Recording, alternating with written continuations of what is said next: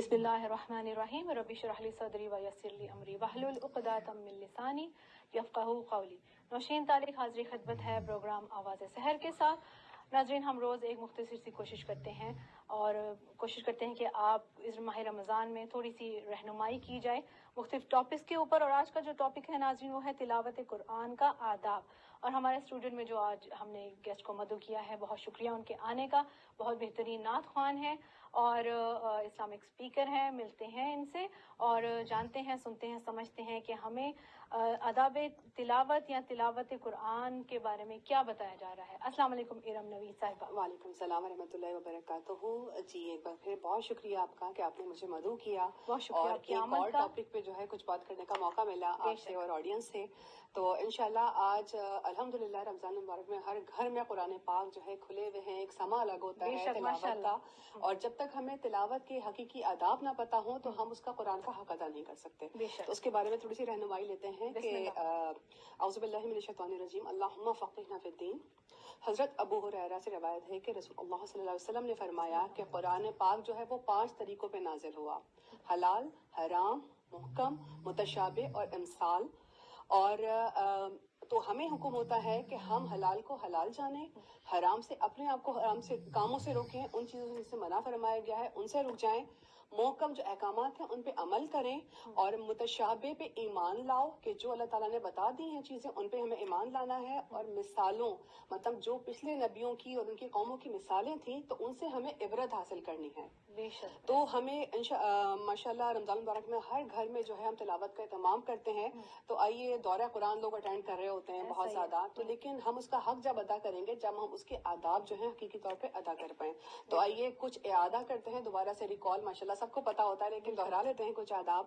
یہ حقیقی آداب کیا ہیں تلاوت کے؟ تو سب سے پہلے مسواک کر کے صحیح طریقے سے آپ وضو کر کے قبلہ رو ہو کے بیٹھ جائیے، اور تعوذ اور تسمیہ کو معنی کے ساتھ ادا کریں۔ ذہن میں رکھیں بسم اللہ کے معنی، اعوذ باللہ کے معنی، اور اس کے بعد پورے فوکس کے ساتھ خشوع و خضوع کے ساتھ آپ تلاوت قرآن کا آغاز کریں، اور آواز نہ بہت بلند رکھیں نہ بہت پست رکھیں، بلکہ درمیانی روش آپ نے اختیار کرنی ہے۔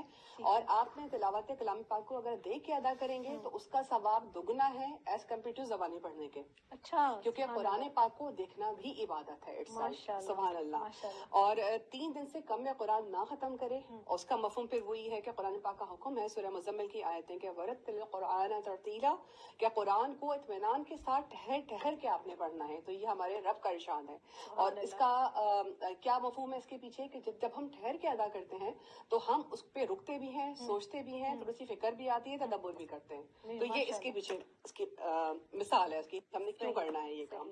اور کرنا کیا ہے کہ بوقت تلاوت ہم نے ہر معنی پہ اس پہ ہم نے فوکس رکھنا ہے، کہ جہاں پہ عذاب کا ذکر آ رہا ہے اس پہ رک کے سوچنا ہے، اپنے مخاطب کو اپنے آپ کو سوچنا ہے کہ یہ حکم میرے لیے آیا تھا، یہ عذاب میرے لیے ہو سکتا ہے، تو وہاں رکنا ہے، اللہ تعالیٰ سے رک کے دعا کرنی ہے، اللہ تعالیٰ مجھے اس سے محفوظ رکھے، اگر میں اس کام میں انوالو ہوں آئندہ نہ کرنے کی توبہ کرے۔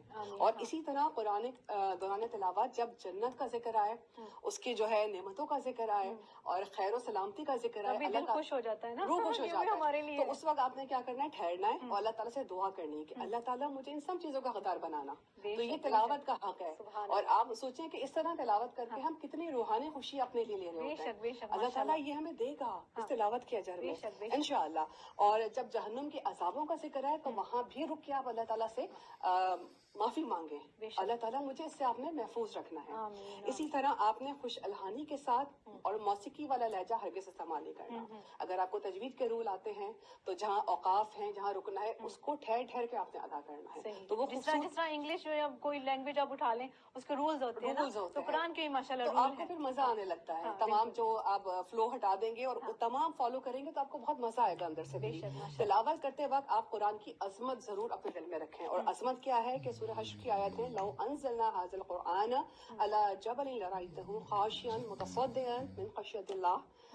اللہ تعالیٰ فرماتا ہے کہ تم جانتے ہو اگر اس قرآن کو ہم کسی پہاڑ پہ اتارتے تو تم ضرور دیکھ لیتے اسے جھکا ہوا، اسے پاش پاش ہوتا ہوا اللہ کے خوف سے۔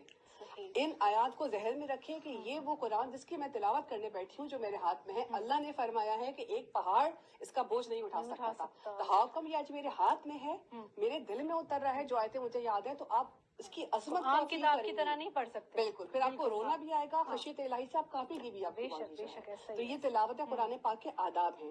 اور تنہائی میں درمیانی آواز سے تلاوت کریں. اگر آپ مسجد میں ہیں اور کوئی دوسرا اگر نماز پڑھ رہا ہے, پھر آپ آواز کو پست کر دیں بالکل, ٹھیک ہے, تاکہ اس کی نماز ڈسٹرب نہیں ہو. اور اگر گھر میں کوئی بات کر رہا ہے تو اس وقت بھی حق کیا ہے, آپ سلو پڑھیں, کیونکہ وہ بے کا امکان ہے, آپ کو پتا ہے وہ نہیں سن رہا, تو آپ نے اپنی آواز کو دھیما کر دینا ہے, اس طرح آپ نے پڑھنا ہے.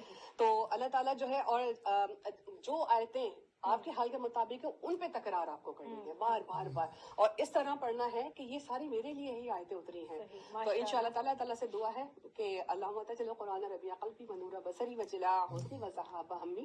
اللہ قرآن کو ہمارے دل کی بہار, آنکھوں کا نور, ہماری پریشانیوں سے دوری کا ذریعہ بناتے ہیں. آمین آمین ثم آمین. بہت ہی مؤثر, بہت ہی تفصیل سے آپ نے یہ آج کے ٹاپک کے بارے میں بتایا. بہت شکریہ ارم نوید صاحبہ کا. اور ناظرین, آج کی نشست میں بس اتنا ہی. ملتے ہیں کل, اور پروگرام کو کنڈکٹ کرنے میں کوئی غلطی کوتاہی ہوئی ہے تو مجھے, ارم نوید کو اور ہماری کینیڈا ون ٹیم کو معافی کی ہم طلبگار ہیں اپنے رب سے. اور ملتے ہیں کل انشاءاللہ. دعا میں ضرور یاد رکھیے گا. فی امان اللہ.